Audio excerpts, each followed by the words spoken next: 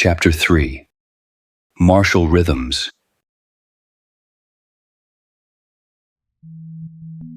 Having to give up boxing was tough.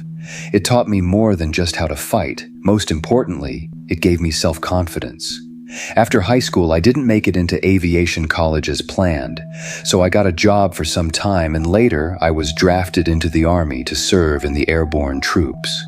Together with me in the unit served the guys who were engaged in karate before they were drafted, and I was very impressed by their leg work and flexibility. One time, in the dormitory where we had a TV hanging from the ceiling, I coincidentally got a chance to watch a film about a karate school in Moscow. As I was listening intently to the voiceover, I watched the masters demonstrating spectacular strikes and techniques, as well as breaking boards with their hands and feet, some as thick as 40 millimeters held by their comrades. All of this looked quite impressive.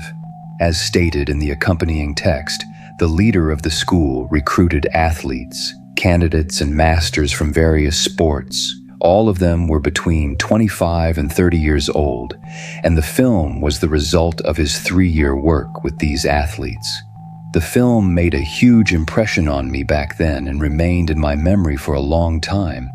I decided that after completing my military service, I would definitely go to Moscow and try to enroll in this karate school to become one of the students. But events took a different turn. When I returned from the Army, a friend introduced me to a guy whose name was Yura. It turned out that Yura's grandfather had been training him in karate for several years, a skill he himself had learned in his younger days when fate took him to Japan for a period of time. After learning that I was involved in boxing and now planning to go to Moscow to start practicing karate, Yura offered me to take some classes from him. I met his offer with distrust, but still agreed. From the very first sessions, I noticed how the technique of strikes in karate drastically differed from boxing techniques, and most importantly, training methodology was entirely different. At the insistence of my parents, I soon entered an automotive technical college and asked the physical education teacher there if karate could be practiced in the sports facility of the college. This allowed Yura to recruit a group for classes, and I started training with him alongside the other students. Although karate techniques were challenging for me at first, and requiring quite a bit of effort, the skills acquired in boxing constantly interfered. I gradually became the best student in the school. Having trained under his grandfather, Yura received the most accurate concepts of karate, and I managed to learn these concepts from him. Unfortunately, the school didn't last long, since Yura was charging money for his lessons and private enterprise was forbidden in the USSR. The Ministry of Internal Affairs and the Department for Economic Crimes took an interest in him. Yura was forced to stop teaching and go into hiding, but I couldn't give up karate. I wanted to continue training. A few months later, by sheer chance, I stumbled upon another karate school, which turned out to be very close to my home, just a few blocks away. Those who were practicing there had only a superficial understanding of karate, so I quickly became a leader among them, and after just a couple of classes, I was already leading the group as a sensei. Thus, by the end of 1980, I suddenly found myself to be a karate coach. This school existed much longer. I led classes for free and practiced alongside the group.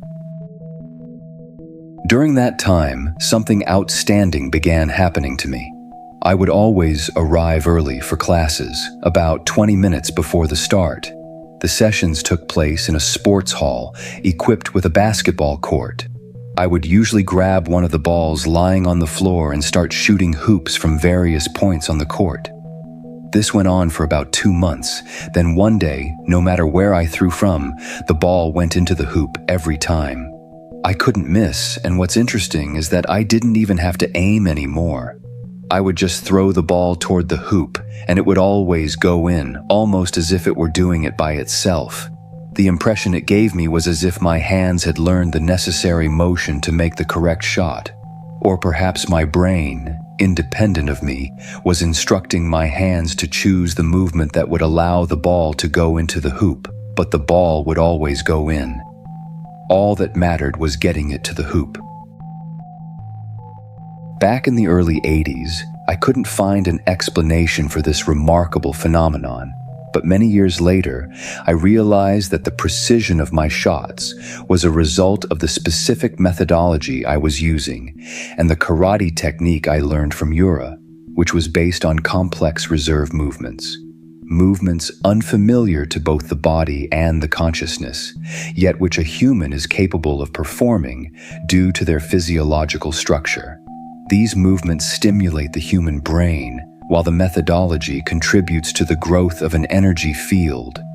Perhaps the same precision would have developed in me if it wasn't about shooting hoops, but throwing knives or shooting from a gun, for instance. Despite the law that came out in 1981 banning karate and thereby stopping any competitions, we continued our training with great enthusiasm. However, information about us leaked to the Ministry of Internal Affairs again, and, just like before, we had to abruptly discontinue our practices. Unable to live without sports, I returned to the boxing club where I'd trained earlier, and also to the weightlifting gym. I had no intentions of becoming a weightlifter or competing in boxing again, so I was training purely for my own pleasure. It must have been about 2 years later when one of my former students, Mikhail, proposed that I conduct karate classes at the Electromechanical Technical College, where he had been appointed as the secretary of the local political youth organization. Without thinking too much, I agreed to lead training sessions free of charge, purely out of interest. Of course, deep down inside, I had a feeling that the ban on karate would eventually be lifted, and by then I would already have a group prepared for competitions. Now I conducted training in a completely different manner. I didn't practice alongside the group as before, but constantly monitored the execution of every block and strike my students practiced, making corrections and giving explanation. Generally, I decided to place an emphasis on the correct setup of technique during training. Many of the participants apparently didn't expect classes to be led this way, so the size of the group halved within the first 2 months from over 70 people to just over 30. However, I didn't change my methodology and insisted on practicing each move hundreds of times per session. The number of attendees didn't concern me at all, as I was leading sessions completely for free. Like most citizens of the country, I spent my days working. On Tuesday, Thursday, and Saturday evenings after my duties, I led the karate school, while on Monday, Wednesday, and Friday, I went to the weightlifting gym or boxing club to work out or practice boxing. About 4 months after sessions started, 2 boys from my karate school, Andre and Zhenya, approached me with questions on topics related to psychology. They were interested in the reserve abilities of the human body and explained that something was happening to them due to their karate practice. To be honest, I didn't take it seriously at the time and didn't quite understand what they wanted from me. But to avoid looking like a complete idiot, I sent them to Mikhail for explanations, having in mind he was a very bright person, well-read and more educated than me. At that time, I was working in a construction and installation company. One day, I was informed that in about a week, the crew I was part of would be sent on a more than month-long work trip to Western Siberia. After informing Mikhail of my departure, I left as scheduled.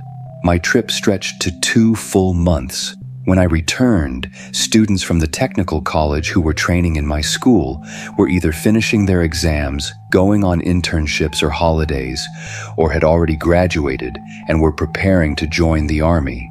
A month later, I was sent on another work trip, and then another one, and another. Mikhail, who tried to lead training sessions in my absence, soon was transferred to the district political youth organization committee. Hence, Our karate school at the Electromechanical Technical College eventually ceased to exist.